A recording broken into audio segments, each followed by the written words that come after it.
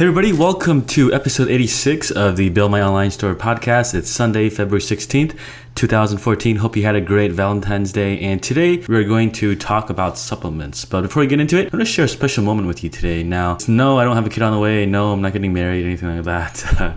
It actually might be a little bit inconsequential. But something happened, I think 2 years ago. And when I was still at my day job, I found these two podcasts. One was called Foolish Adventure, and the other one was called Tropical MBA. And back then it was called the Lifestyle Business Podcast. And I remember listening to Tim Conley, Dan and Ian at the office. I was sitting on trading floor at the office, and I always thought that these guys had figured everything out. You know, I listened to them religiously while I was at work, travel, going home, you know, during the workday. And hopefully you do too, because, you know, they're great podcasters and they have a lot of great content. And I noticed that I was actually on both podcasts the same week, this past Friday, which kind of made me reflect on the past 2 years on how these little things add up, because it's like the airplane that veers 1% off course and ends up 300, 400 miles off the original destination. And the funny thing is, I realize that none of us have the right answer on what you should do as a listener, and, you know, to build a successful business. I mean, we can give you stories, we can feature people that are successful, whether they're doing 10K, 50K, 100K, 500K a month. But the thing is, their success is singular, right? So what works for them,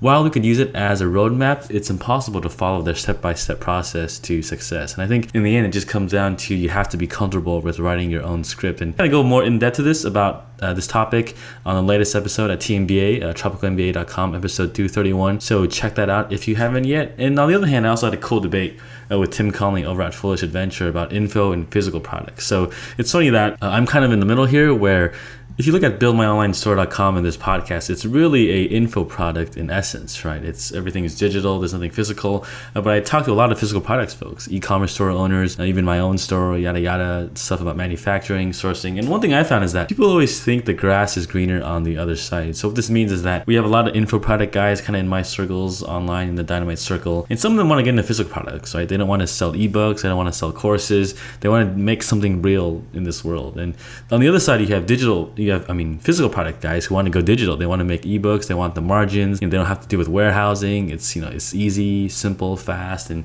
it's just interesting to see both perspectives being where I am. And so I actually talked about this with Tim on his latest episode. So if you want to figure out, if you're just starting out, you know, info product or physical, we kind of lay down everything from beginning to end on which one is not probably better, but maybe more suited for you. So check those out at foolishadventure.com. So let's get started then. And I must warn you, this week's guest, Ben, he wants a special intro. So here it is.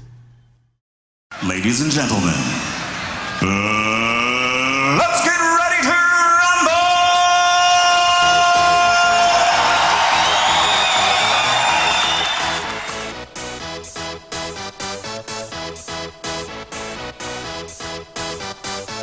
Y'all ready for this?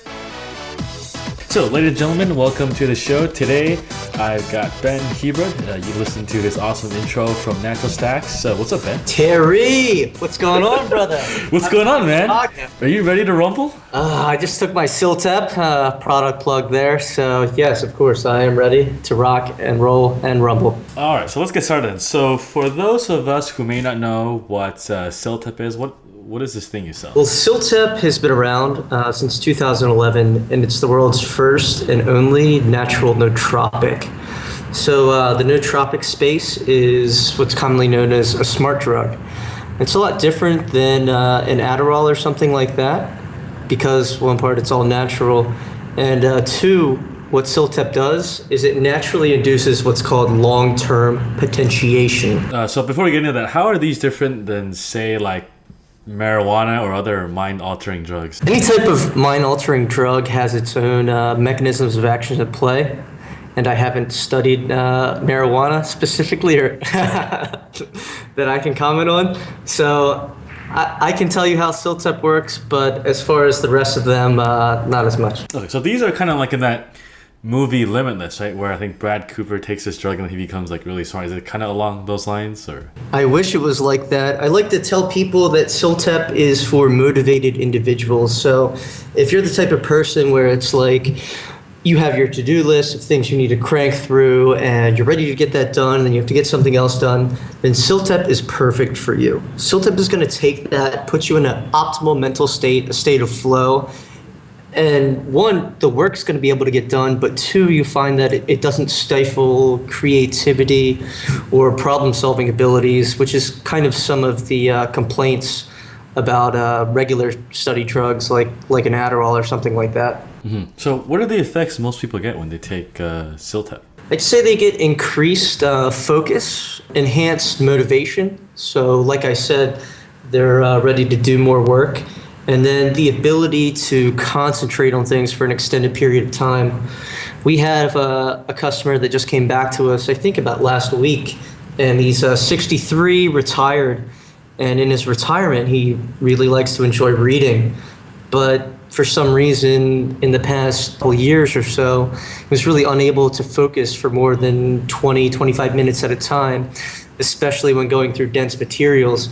And he sent us back this testimonial, just like, guys, thank you so much. I've been able to sit down. I sat down for 2.5 hours reading some kind of history book the other day.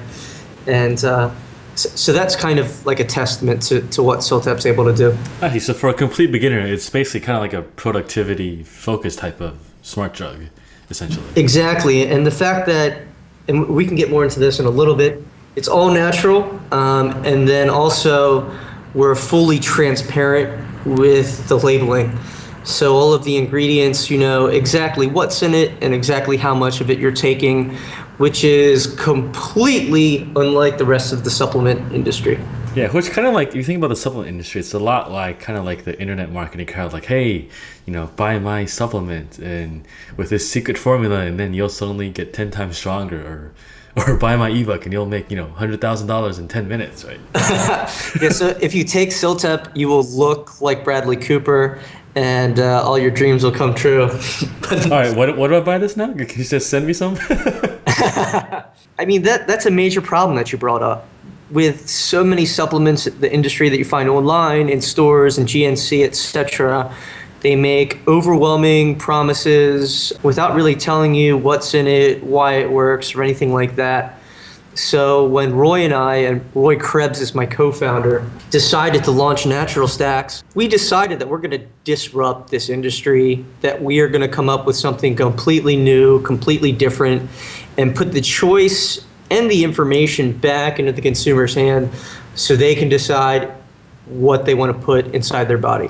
Mm-hmm. And why hasn't anyone done this earlier? Because you look at like the regular food market, like Whole Foods, kind of like in the US, there's this whole organic / yoga type of healthy movement. Like, is nootropics just been late to this, or is? Well, it's not nootropics. It's the supplement. It's whether you're taking a protein, creatine, any kind of supplement, and it's because of the laws you can release what's called a proprietary formula. And typically, what we'll see from other companies is proprietary formula stuffed with maybe 12 or 14 ingredients.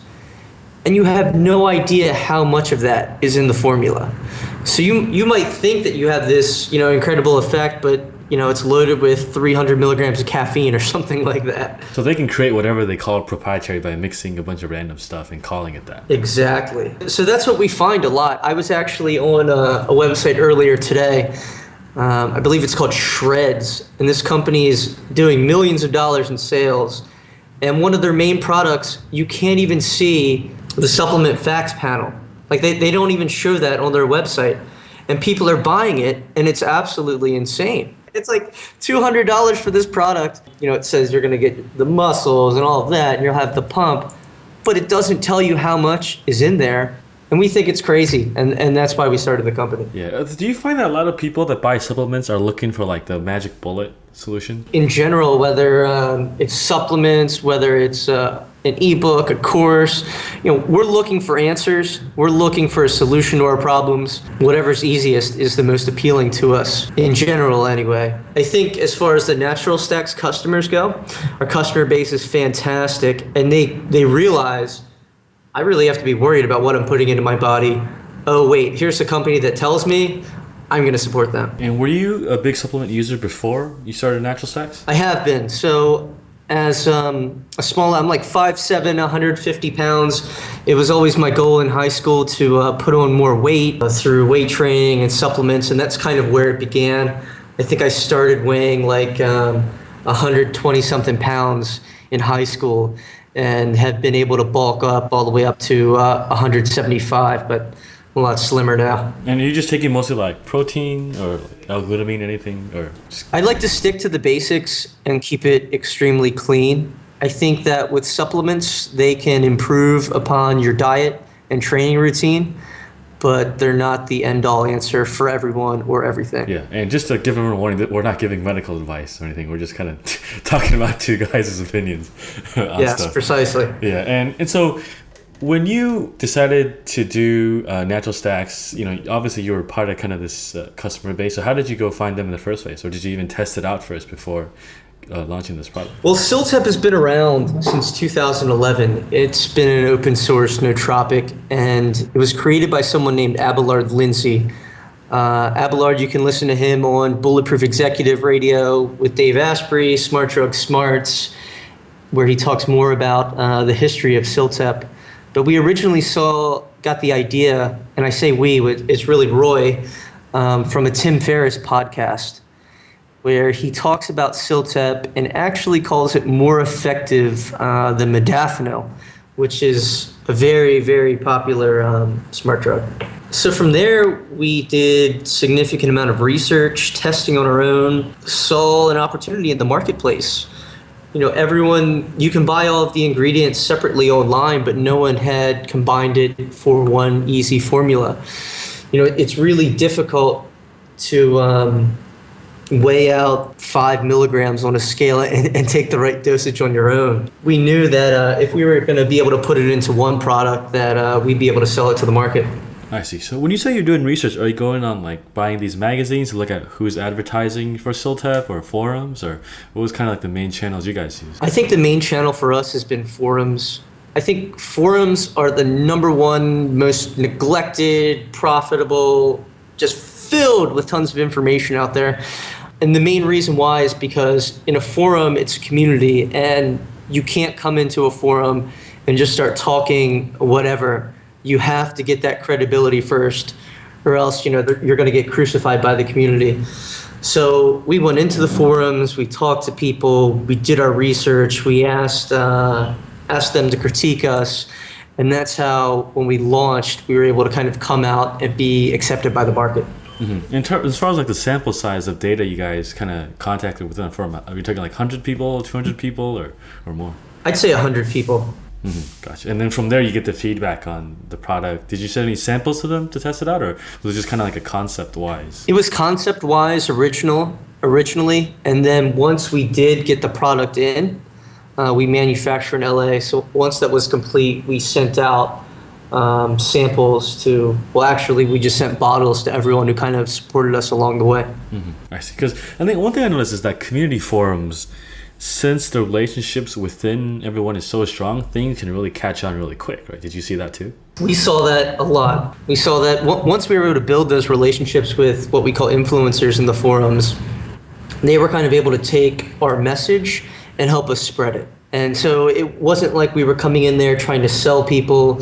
We were coming in there looking for feedback, looking for help, looking for their expertise, and then building that long-term relationship. Yeah, you brought up an interesting point about heavy hitters in forums, because every forums, even like what we're a part of in the DC, there are certain people who have a stature that when they post awesome stuff, and then there's kind of newer people, and then you also have like the lurkers who just don't really post anything. So how did you find the people to influence, and kind of what criteria did you use to figure out how to reach out to them, or to even reach out to them as a decision? Well, I think that we first looked for people who had been talking about Siltep. And one great thing about the forum that we were specifically looked at, it's called Longevity. I think that the Siltep, it's like 40 pages or something long, like the thread about Siltep. So we're able to contact people through there. And the best way to do that is get straight to the point and be completely honest. I think that a lot of times when people try and contact influencers, they try and make this giant story and try and convey all these things, when really, people are busy, that we all have limited attention spans, and you need to get your point across immediately and insert some kind of value for them. So we were able to do that, and that's kind of how we were able to, at least start the relationships. Mm-hmm. And I remember at some point You posted in the forums, you had like a conversation with Tim Ferriss about Siltip, right? So what was the story with that? Well, Tim Ferriss actually follows Siltep's creator, Abelard Lindsay, on Twitter. And because he'd mentioned it before and because we got it created, we just suggested we were actually out. Roy, Abelard, and I were out getting some food in California. And we were like, wouldn't it be awesome if you just messaged Tim and we just sent him some product? And he ended up messaging back, and we sent some out to him later, which was really cool. And we haven't asked for anything, and we haven't really continued the conversation. But I think that when you put the groundwork down initially, maybe one day it could lead to something big.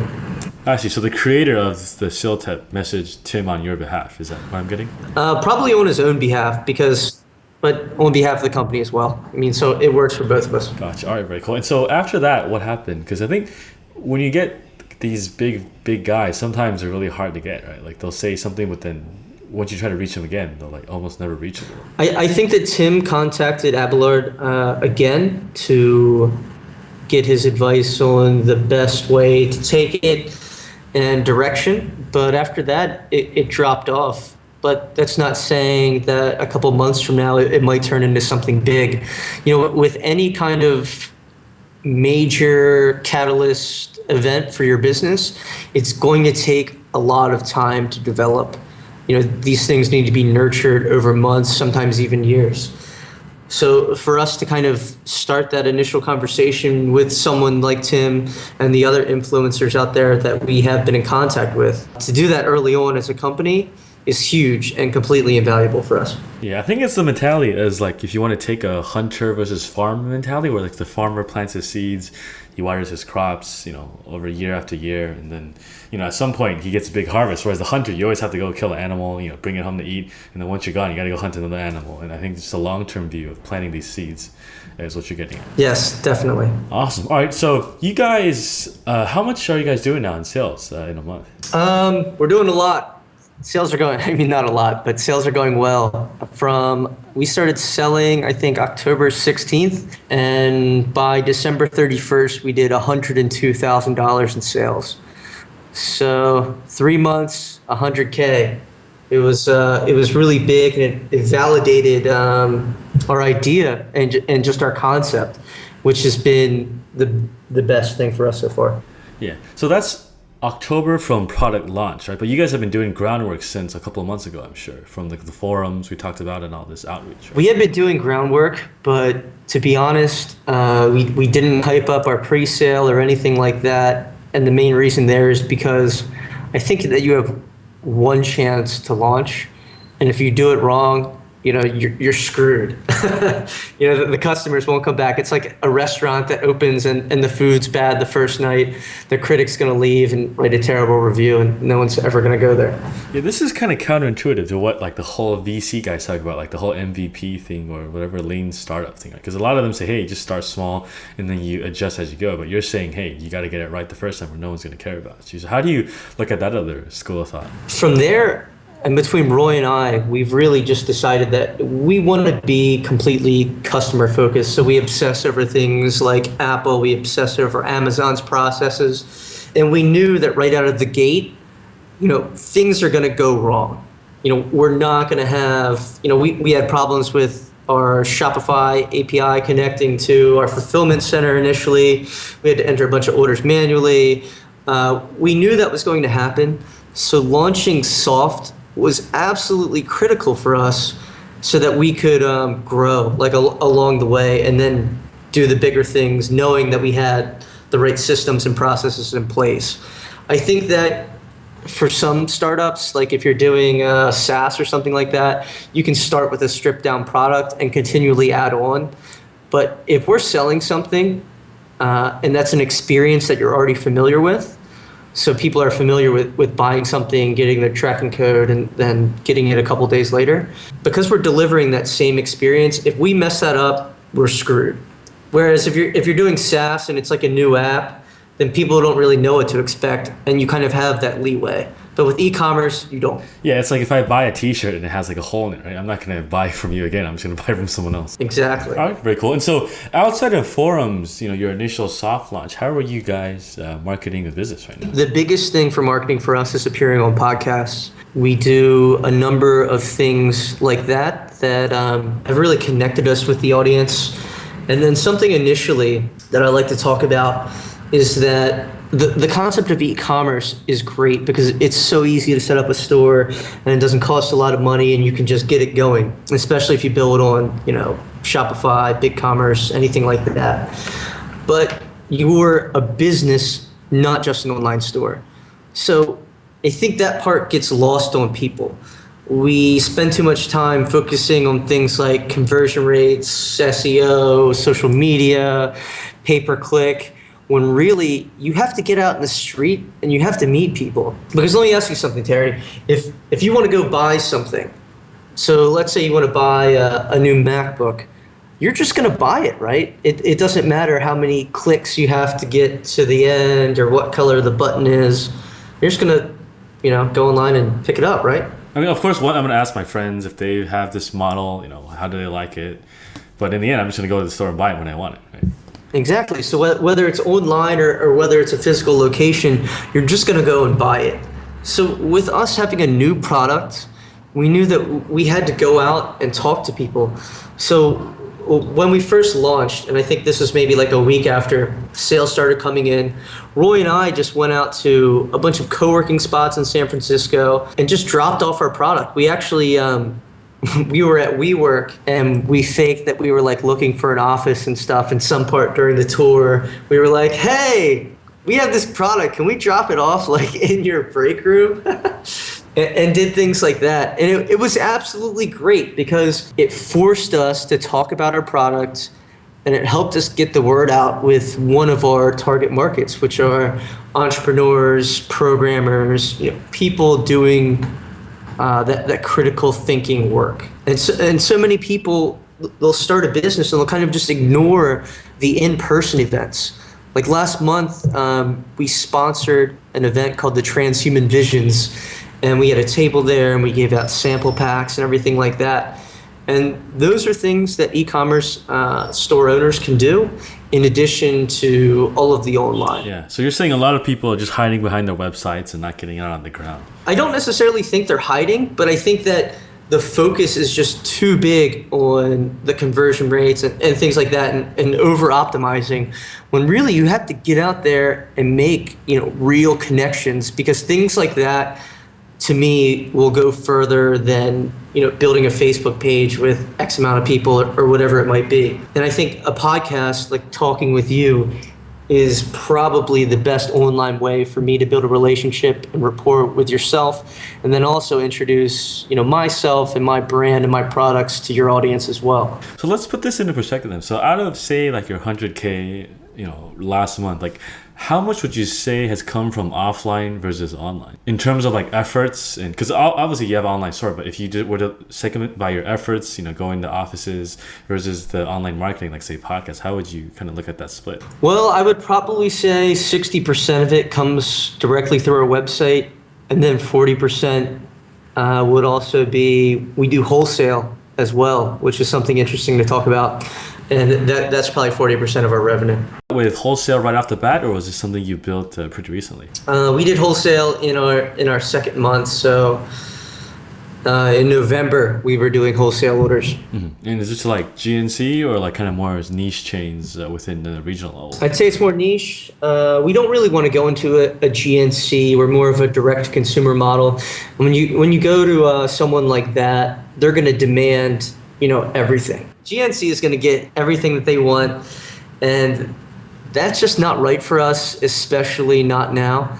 Maybe that's something we'll consider doing in the future, but I think as a bootstrapped company, we're kind of building our own path. Yeah, and so is your pitch different for wholesale than retail? Like, is there a different way you need to position the product for wholesalers? Let me say it this way. Natural Stacks, we are a premium open source supplement company, so it's very important for us that we maintain our image. We're extremely strict when it comes to wholesalers, we're extremely strict when it comes to our affiliates as well. And I think that will work out in the long run for us. When we first started selling the product, people noticed it was doing well, and we had a massive influx of applications for wholesalers. Because we're so new, we want to maintain a reputation and kind of help people connect with our brand.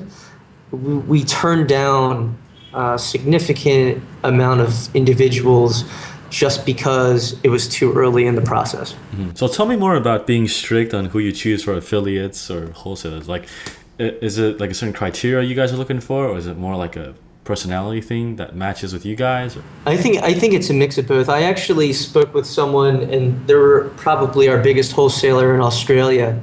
And we have like the general questions about how many years you've been in business, website, etc. We kind of treated it like an interview, and I just said, why are you doing this? And he just gave me this awesome story about why he created his store, his relationship with his partner, his vision for his company and how he's affecting people's lives, and then how Natural Stacks can come in.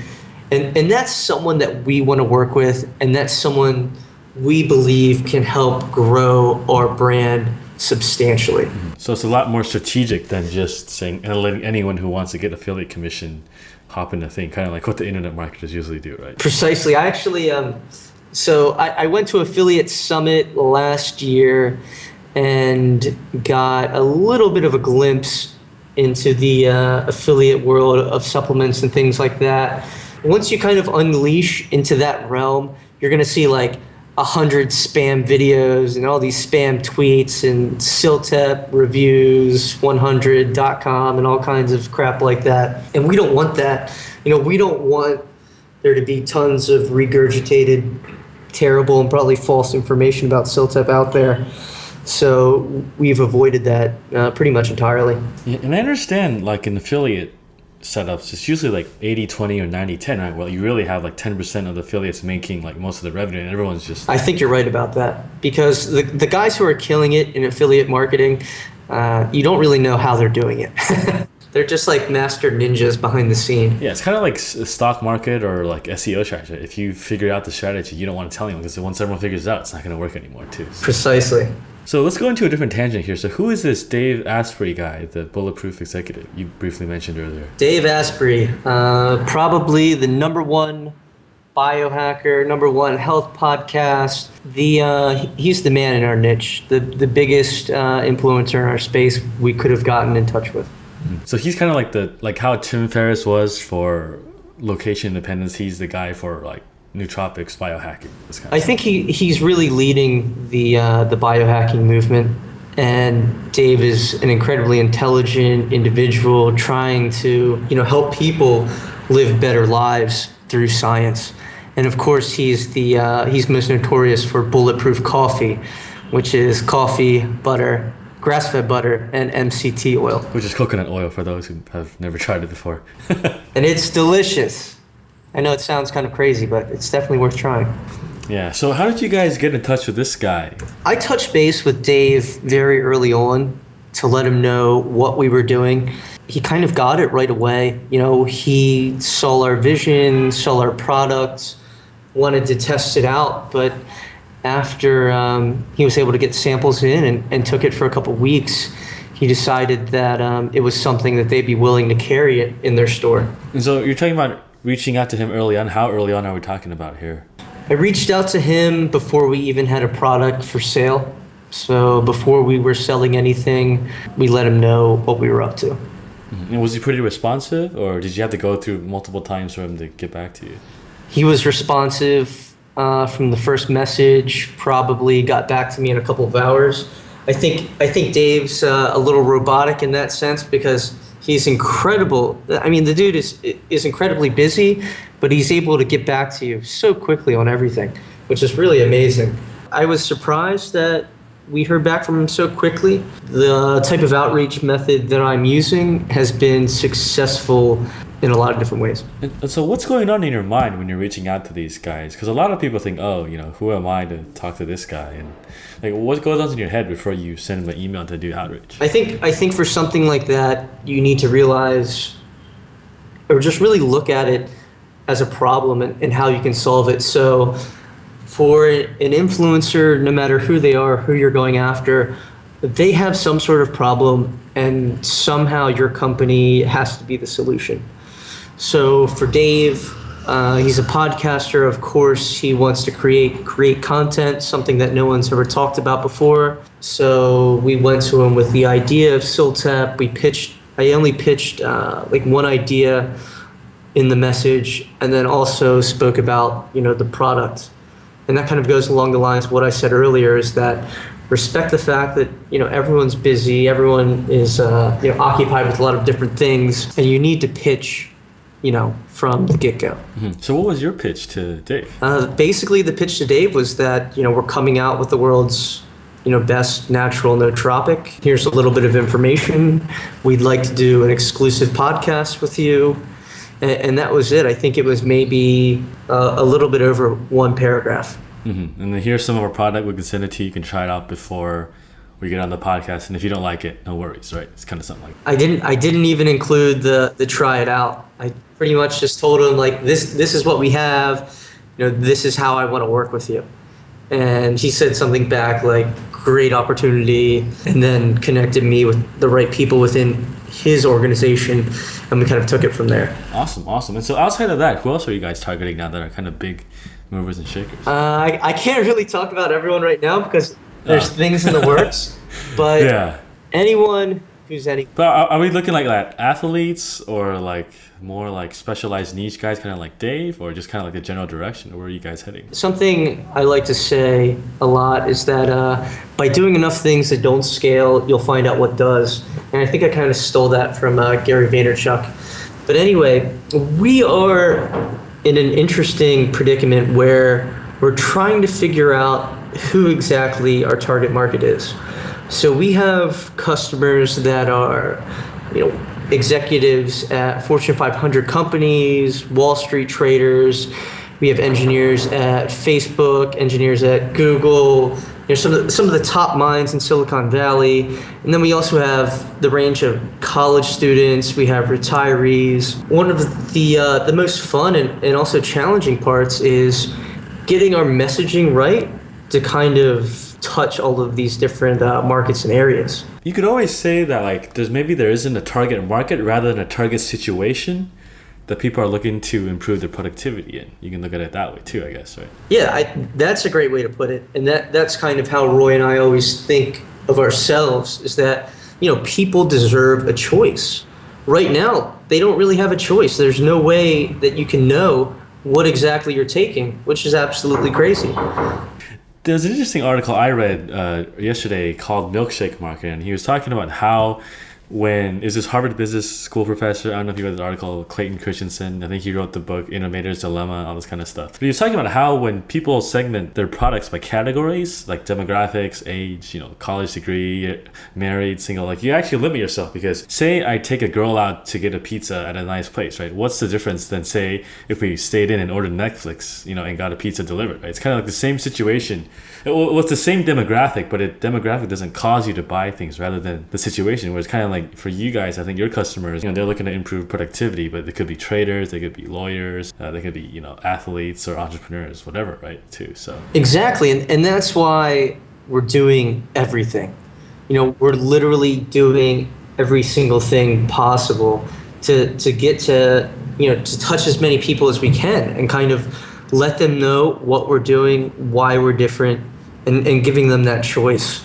And what we found, as soon as people realize the problem that proprietary formulas are and all of the shadiness behind all these other companies, one, they're amazed, and two, they look at our products, they're easy to understand, and then we write right there clearly on our website why they work. I think there's a minimum of like 6 or 7 scientific studies that support each of our 3 products, with more on the way. And so going back to kind of the different markets of people that use your products, which one has been the biggest hit? Has it been like athletes, programmers, or traders, or? If I could say executives, so I would say corporate individuals in New York and San Francisco. Those are our 2 biggest areas. And we've shipped a ton of product to startups and things of that nature.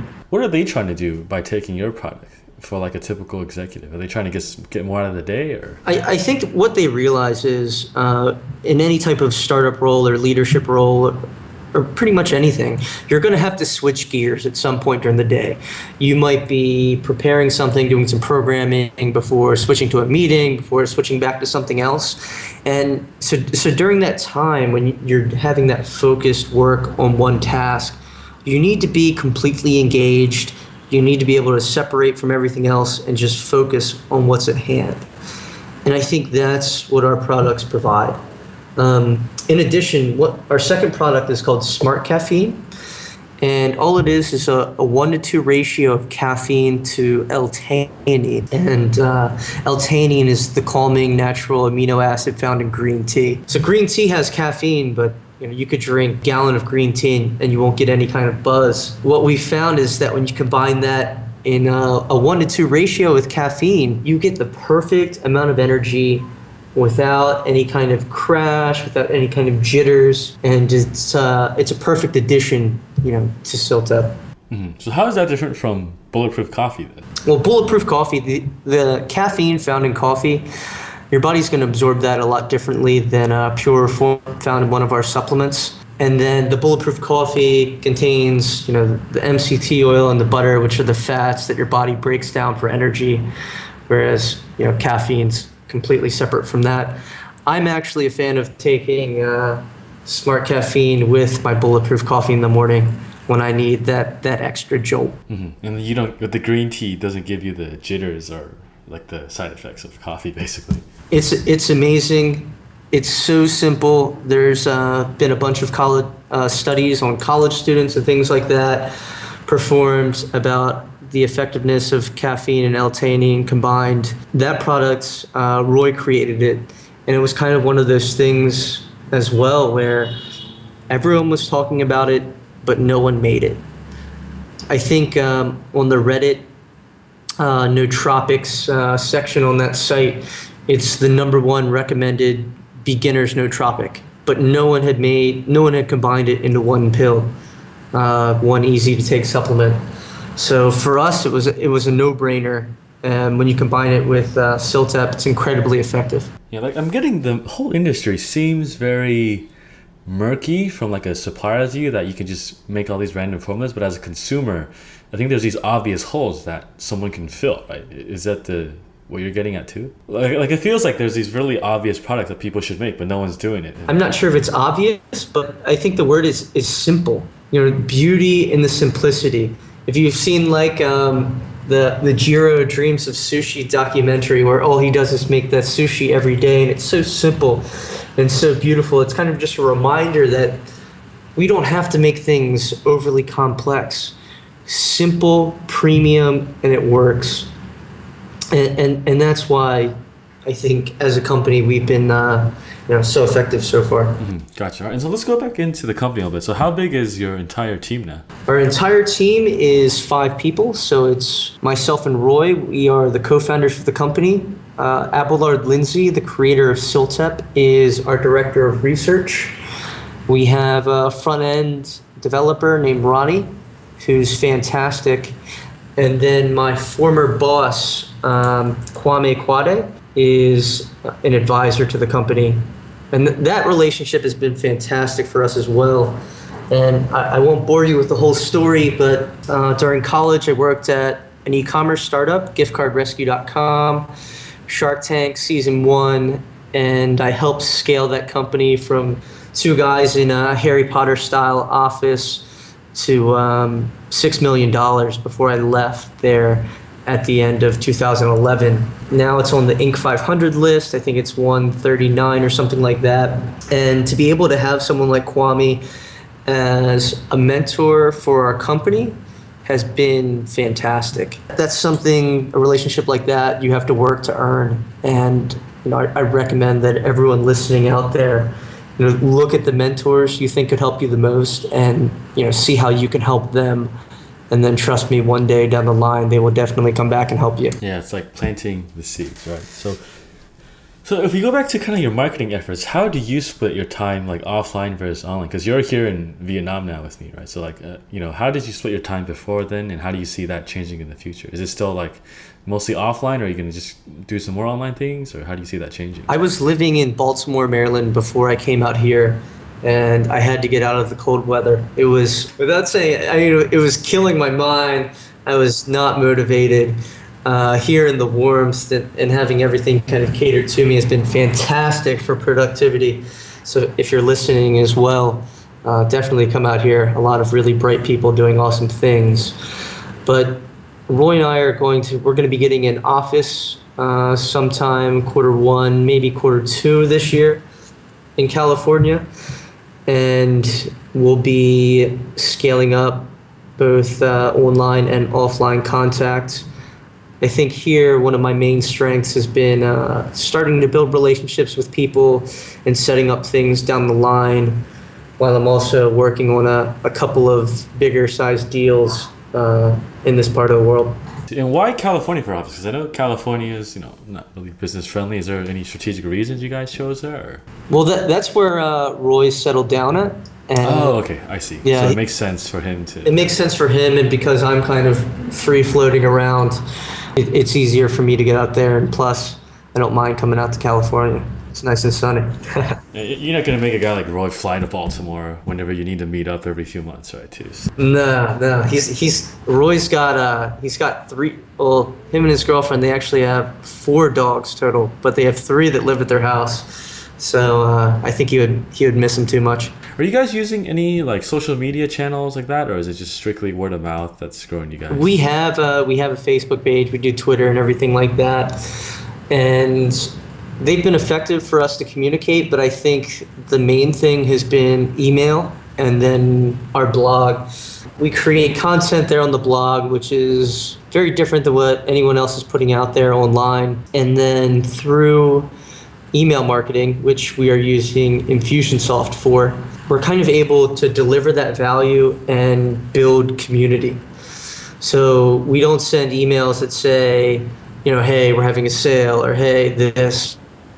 We tell them what's happening, why these things happened, how we're improving. And let me give you the most recent example. We sold out of Siltep, I think January 22nd, something like that. We had a couple orders that couldn't get fulfilled. We had to, reach out to them and remedy the situation there. But then we had a number of consumers coming back to us. When are you guys going to be in stock? When can I order more? And the whole team, we feel terrible for letting people down. So in the most recent email I sent out, kind of explained what happened, and then also what we're doing to make sure it doesn't happen again in the future. You can build that relationship between the consumer and your company and kind of build that community. I think that's the best form of growth for us. Mm-hmm. So it's very kind of behind the scenes stuff that you don't post on the... We do tons of that. And I'll give you another example. We ran like a pre-sale for 20% off. Some people missed it, and we don't... Once the sale is over, it's over. I think that to get that kind of respect, you kind of have to stick to your guns. Policy is policy. Well, I think you have to respect the people who took the time out to actually, participate in the deal on time, right? Rather than just be like, hey, I missed it. Can you hook me up? Yeah. I saw that someone, they wanted to see if we could reopen the sale for them. I said, sorry, we can't. They came in, they ordered anyway, and then what I did later that night was I wrote them a personal email, maybe like a couple sentences. Hey, thanks for coming back. I'm sorry you missed it. Here, you can use this coupon. And I made it like their name rocks.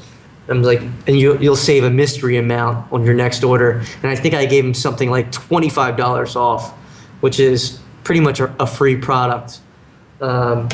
So we do all of these really small behind the scenes type things, and we've been able to grow tremendously that way. Yeah, and that guy rocks, he's going to use that code next time too. So you're basically... He's going to use the code. He's going to tell his friends that he got the code. So we've been doing that everywhere, whether it's, going onto forums and finding people, whether it's monitoring, Reddit, the blogs, etc. We want to be everywhere, and we want to talk to the people, that matter the most to us. So how are you getting people onto your email list? Are you using like any guides, or is it just like a sign up for the mailing list, or what are you using there? We've been doing a little bit of, we try not to do like an email pop-up or anything like that, but something that's worked very well for us is if we're hosting like a contest on someone's site, we'll have them embed our email subscribe to like be entered into the contest. So to win a free bottle, you have to subscribe there. So we've been doing that. And then I really think that we've been growing organically from our own list and from our customers telling their friends. Mm-hmm. Gotcha. And so in 3 months, just without giving me the numbers, would you say your list is say like 5,000 to 10,000 or like bigger than that? I would say it's less than that, probably a little over 2,500. Email marketing is definitely the best, but it can be effective in a lot of different ways for different people. But when we do these long story type emails, the open rate on my last email that I sent out was close to 50%. I think it was like 46%. So we're able to deliver a ton of value that way, which is our strategy. Yeah, and I see you guys have a lot of different products, right? Are you guys using them all in the same fulfillment house? Because what if someone orders like 2 of these, 1 of these, 4 of these? Like, how do they all get sent from the same location, or do you have to send them from different warehouses? Or they are all sent from the same location. That has made it extremely easy for us. I think when you can get a trusted partner that you can outsource part of your business to, especially something as vital as fulfillment, it really lets you focus on the other things. It takes a while to set that up and systemize it, but once you do, you'll find your other things just going into overdrive because you don't have to worry about shipping anymore. I guess that's it for me then. Well, thanks a lot, Ben, for coming on the show. You guys can find out more about Ben and his company at naturalstacks.com. And finally, Ben, how can we connect with you online? You can connect with me on Twitter at Ben_Hebert. I also blog occasionally, need to do it more often, at benhebert.com. Gotcha. And make sure to try some Siltep and everything else they got too. All right. Thanks for listening, and thanks, Ben, for joining us. And I'll catch up with you soon.